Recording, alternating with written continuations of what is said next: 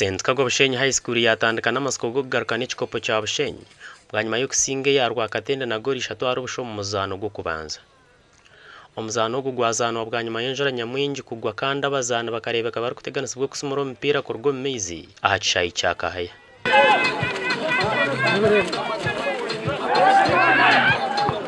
Omuzano gundisha ka vocational yatandika n'obusinguzi bwa nyuma yo kusinga ya Light SS na goli 2 arubusha nabwo omuzano gwazano mu Kishayi kijwira mezi.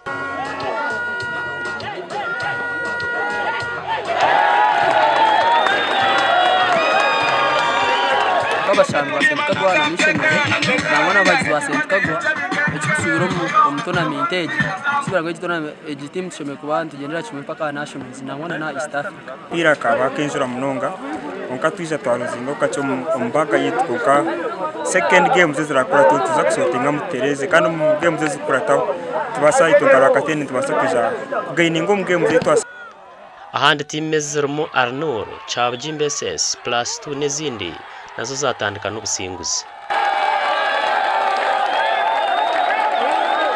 Omugandi emizano ya round ya kabiri y'empaka z'amakampo na gambara rezanirwe nyimwe y'abazyo timu z'amakampo zitari zimwe na zimwe nazo zetabira mu mizano eje birashayi cyakaceka.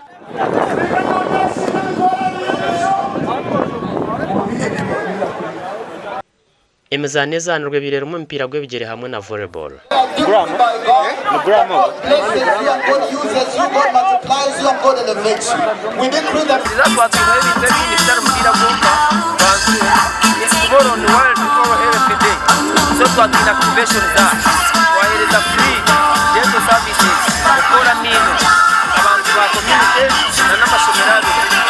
Ahabwa TV West and Aloysius Byamukama hamwe na Erakiza.